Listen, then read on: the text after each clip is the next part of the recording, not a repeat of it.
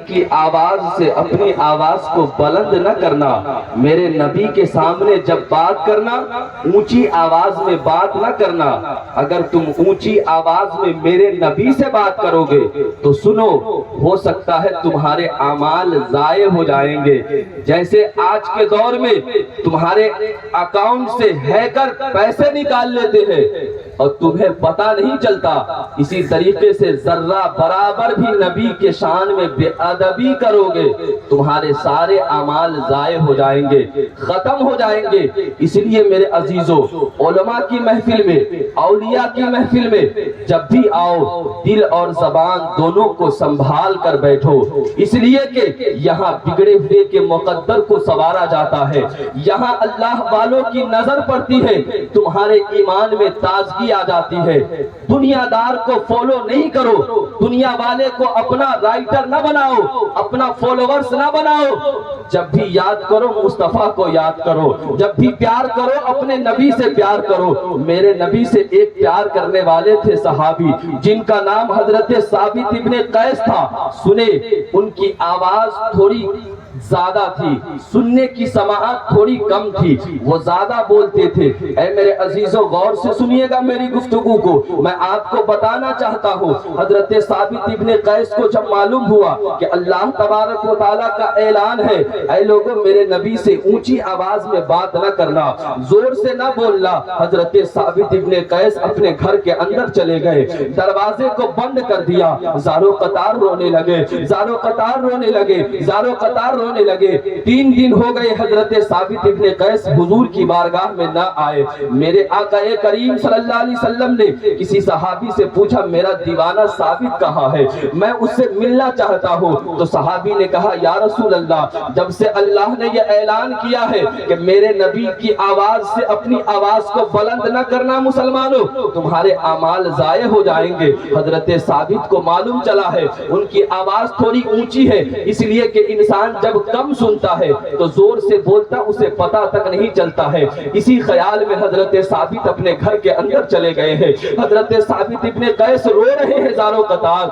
وہ گھر سے باہر نہیں نکل رہے ہیں۔ میرے عزیزوں، میرے جملے کو غور سے سنیے گا۔ ایک صحابی رسول حضرت ثابت ابن قیس کے پاس گئے، حضرت ثابت ابن قیس کے رو رو کر برے حال ہو گئے تھے۔ جب وہ گئے، کہا کہ اے ثابت ابن قیس، چلو نبی پاک کی بارگاہ میں، آقا کریم صلی اللہ علیہ وسلم تمہیں بلا رہے ہیں، آقا تم سے ملنا چاہتے ہیں۔ حضرت ثابت ابن قیس میرے نبی کے بارگاہ میں پہنچے، میرے آقا کریم صلی اللہ علیہ وسلم نے فرمایا، میرے ثابت کیا بات ہے، کہاں تھے؟ حضرت ثابت ابن قیس کہتے، یا رسول اللہ، میں یہ خوف میں رو رہا ہوں کہ میری آواز بہت اونچی ہے، میں ڈر رہا ہوں کہ شاید یہ آیت میرے لیے نازل ہوئی ہے۔ اے میرے آقا، میں اس لیے ڈر رہا ہوں کہ شاید یہ آیت میرے لیے نازل ہوئی ہے۔ حضرت ثابت ابن قیس رو رو کر جب یہ جملہ کہہ رہے تھے تو میرے آقا نے کہا کہ ثابت، تم میرے ادب کے لیے رو رہے تھے، تم میرے پیار کے لیے رو رہے تھے۔ اے میرے ثابت، رونے کی ضرورت نہیں ہے،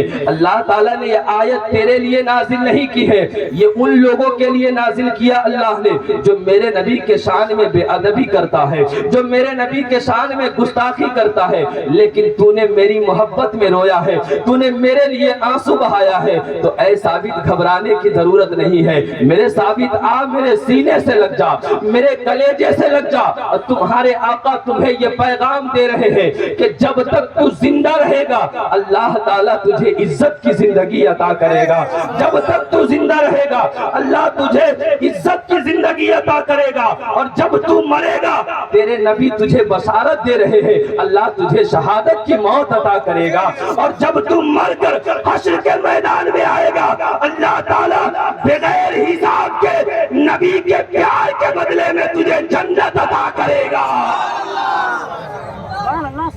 نبی کے پیار کے بدلے تجھے جنت عطا کرے گا۔ اے میرے عزیزو، ذرا ذہن لگا کر سنیے کہ نبی پاک صلی اللہ علیہ وسلم کے ہم کلمہ پڑھنے والے ہیں، ہمیں کس قدر آقا سے پیار کرنی چاہیے، ہمیں کس طرح آقا کے قریب ہو کر اپنی زندگی گزارنی چاہیے۔ آج زمانے میں ہم ایسے کھو گئے ہیں، ایسے کھو گئے ہیں کہ ہمیں رب رسول کی یاد نہیں آتی ہے۔ ہم اپنے خوشیوں میں زمانے کو یاد کرتے ہیں، ہم اپنے خوشیوں میں زمانے کے لوگوں کو یاد کرتے ہیں، لیکن لیکن ہمیں اپنے نبی سے پیار نہیں ہوتا۔ لیکن آؤ میرے عزیزوں، میں آپ کو بتانا چاہتا ہوں، حضرت امام مالک رضی اللہ تعالیٰ عنہ کی ذات ہے، اتنی مقدس ذات حضرت امام مالک کی ہے کہ آپ مدینہ شریف کو چھوڑ کر کہیں جانا گوارا نہیں کرتے تھے۔ اس لیے نہیں گوارا کرتے تھے کہ حضرت امام مالک کی یہ خواہش تھی کہ میں جب بھی مروں مدینہ شریف میں میرا انتقال ہو، جنت البقیع کے اندر مجھے دفن کیا جائے۔ اور بتایا جاتا ہے کہ حضرت امام مالک حدیث شریف کی تعلیم دیا کرتے تھے، لیکن غور سے سنیے گا میرے عزیزوں، حضرت امام مالک حدیث کو جو الٹتے تھے ورق کو، کسی صحابی نے یہ بھی نہیں لکھا کہ ان کے الٹنے کی آواز کو بھی کسی نے سنا ہو۔ اتنا ادب کا خیال حضرت امام مالک رکھتے تھے۔ ایک دفعہ حضرت امام مالک اپنے گھر کے اندر تھے،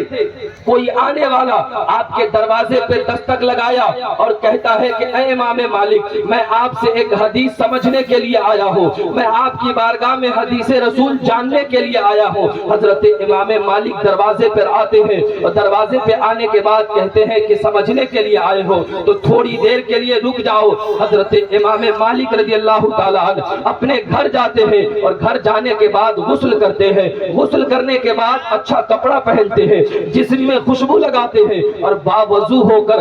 دروازے پہ آتے ہیں اور کہتے ہیں کہ اب بتاؤ اب کیا کہنا چاہتے ہو، اب میرے نبی کے حدیث کو بیان کرو، اب میں تجھے اپنے نبی کے حدیث بتانا چاہتا ہوں۔ اے میرے عزیزوں، نبی پاک صلی اللہ علیہ وسلم کے چاہنے والوں نے کس طریقے سے آقا سے پیار کیا، کس طریقے سے آقا کا ادب کیا ہے، یہ ہمیں سمجھنے کی ضرورت ہے۔ آج ہم محفل میلاد میں آتے ہیں، جلسہ گاہ میں آتے ہیں، عرس کے تقریبات میں آتے ہیں، ہمارے سروں پہ ٹوپیاں تک نہیں ہوتی ہے، ہم پاک ہوتے کہ نہیں ہوتے ہیں اس کا بھی ہمیں خیال نہیں ہوتا ہے۔ اور آج ہم اپنے شادیوں کے اندر سب سے پہلے گانا بجا کر زمانے کو بتانا چاہتے ہیں کہ ہم گانے بجانے والے لوگ ہیں۔ میرے عزیزوں، میں آپ سے کہنا چاہوں گا، ہم اپنے شادیوں میں گانا بجاتے ہیں اور ہمارے مسجد کے قریب سے کوئی گانا بجا کر نکلتا ہے تو ہم اس سے لڑائی کرتے ہیں، ہم اس سے کہتے ہیں کہ مسلمان گانا بجانا نہیں کرتا ہے۔ میں آپ سے کہنا چاہوں گا کہ پہلے ہم اپنے طریقے کو اچھا کریں گے،